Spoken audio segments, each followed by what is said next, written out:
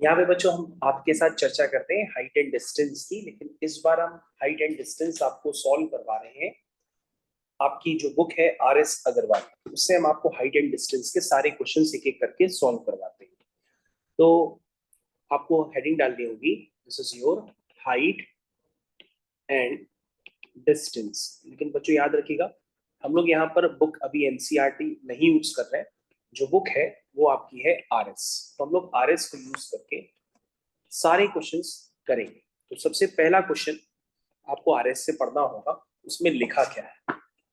सबसे पहले बच्चों, पहला क्वेश्चन, दूसरा क्वेश्चन, इसमें कई सारे क्वेश्चन हैं और सारे क्वेश्चंस में एक ही कंसेप्ट रहता है, एंगल ऑफ एलिवेशन और एंगल ऑफ डिप्रेशन का।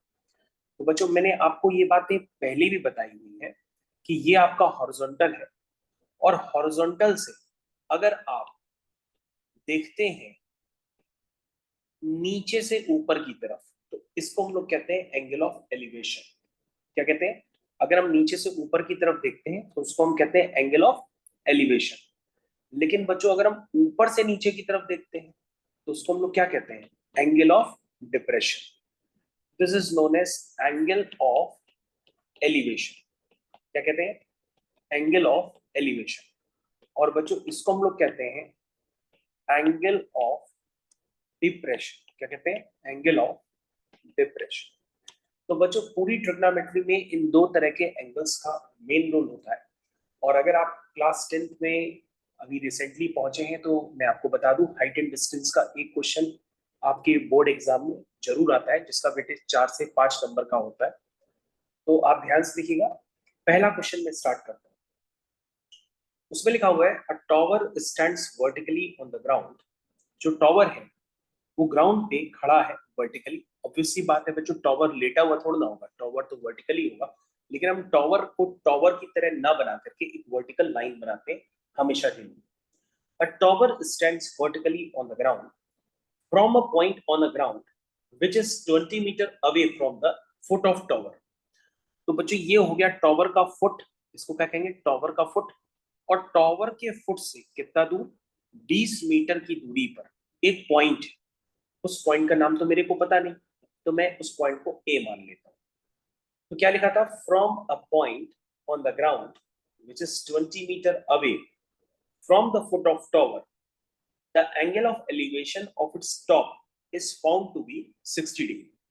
यानी अगर हम 20 मीटर दूर एक पॉइंट है, अगर जो 20 मीटर दूर बच्चे एक पॉइंट है, उस पॉइंट से अगर हम टॉवर के टॉप को देखते हैं, तो टॉवर के टॉप को देखने के लिए हमें कितना सर उठाना पड़ता है, उसी को हम लोग कहते हैं एंगल ऑफ एलिवेशन।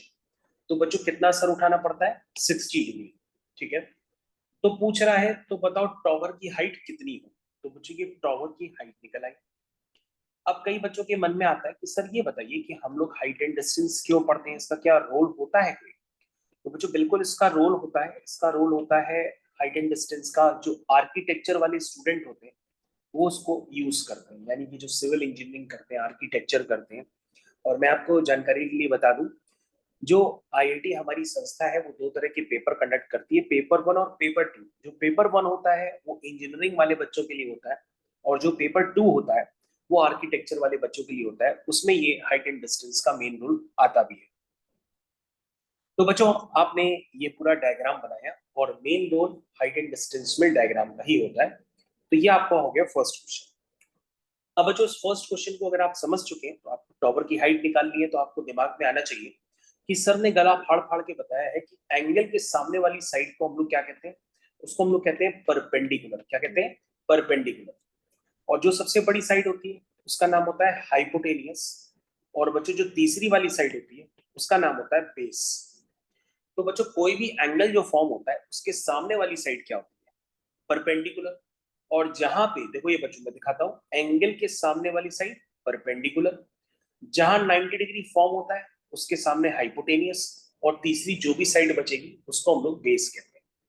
तो बच्चों आप क्या निकालना चाहते हो? तुम कहोगे सर हमको परपेंडिकुलर निकालना है, बेस पता है कि वो 20 मीटर है। तो हमने कहा तुम सोच लो बेटा, परपेंडिकुलर और बेस में कोई रिलेशन होता है? कहोगे हाँ सर, अगर राइट एंगल ट्रायंगल होता है तो जो टेन थीटा होता है वो होता है परपेंडिकुलर अपॉन बेस। तो क्या ये राइट एंगल ट्रायंगल है? कहोगे यस, ये सर राइट एंगल ट्रायंगल है।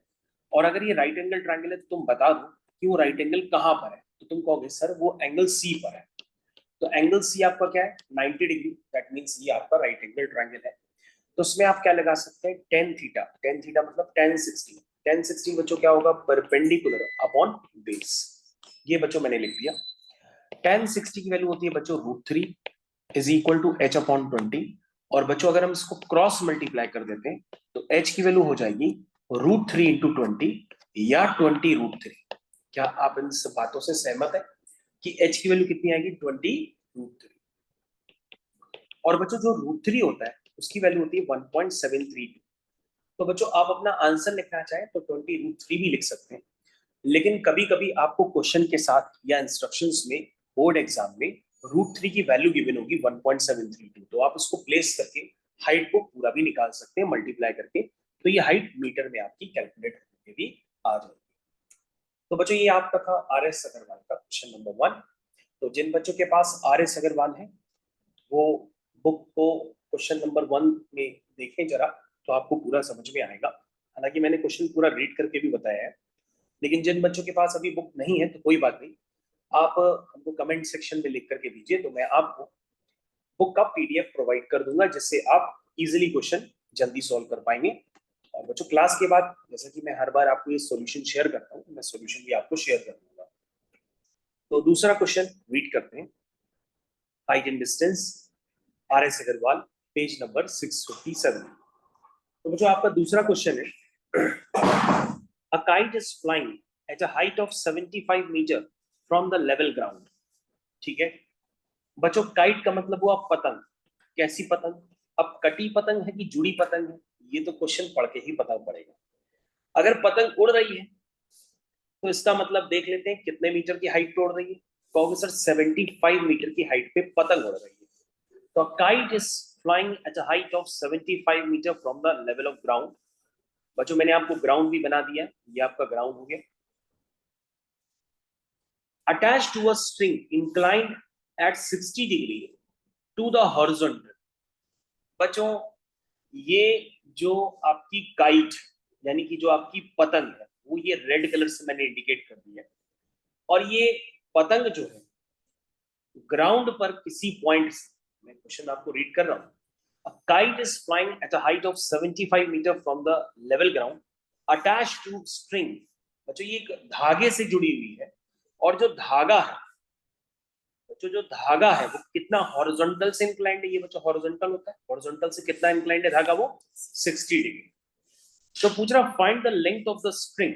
बच्चों आपको ये जो मैंने रेड कलर से स्ट्रिंग बनाई है ना, इसी की लेंथ आपको निकालनी है। तो तुम कहोगे सर जाहिर सी बात है ट्रिग्नोमेट्री तभी पढ़ रहे हैं जब हमको ट्रिग्नोमेट्री के बेसिक क्लियर है, तभी हम लोग हाइट एंड डिस्टेंस पे पहुंचे। तो कहोगे सर अभी आपने चिल्ला चिल्ला के बताया है कि जो एंगल होता है, एंगल के सामने वाली साइड को हम लोग क्या कहते हैं परपेंडिकुलर। जहां पे बच्चों 90 डिग्री फॉर्म होता है उसके सामने हाइपोटेनियस, और तीसरी साइड होती है बेस। तो हमने कहा इस बार आपको क्या पता है, कहोगे सर परपेंडिकुलर नोन है लेकिन हाइपोटेनियस निकालना है। तो हमने कहा परपेंडिकुलर और हाइपोटेनियस में कौन सा रिलेशन होता है, कहोगे सर साइन थीटा का होता है। तो हमने कहा ठीक है पहले चेक करो ट्राइंगल राइट एंगल है कि नहीं। तो तुम कहोगे यस सर ये ट्राइंगल एंगल बी पर 90 डिग्री फॉर्म कर रहा है। तो हम क्या लिखेंगे, हम लिखेंगे tan 60 is equal to, tan 60 थोड़ा लिखेंगे क्योंकि वो तो परपेंडिकुलर अपॉन बेस होता है, ना ही हमें बेस निकालना है और परपेंडिकुलर भी पता नहीं है तो कुछ निकलेगा ही नहीं। तो हम क्या करेंगे, हमें बेस नहीं चाहिए तो हम tan थीटा नहीं निकालेंगे, हमें हाइपोटेनियस चाहिए। हम क्या निकालेंगे साइन थीटा। तो साइन थीटा क्या होता है परपेंडिकुलर अपॉन हाइपोटेनियस, तो हाइपोटेनियस का नाम है AC। क्यों लगाया साइन थीटा, क्योंकि बच्चों मुझको परपेंडिकुलर होना है और हाइपोटेनियस निकालना है। तो बच्चों यहाँ पर आप अगर AC की वैल्यू निकालेंगे तो आएगी 75 बाई साइन 60, और साइन 60 की वैल्यू मेरे हिसाब से होती है बच्चों √3/2। एक बार आप भी चेक कर लीजिएगा, cos 60 होता है 1/2, साइन 60 होता है √3/2।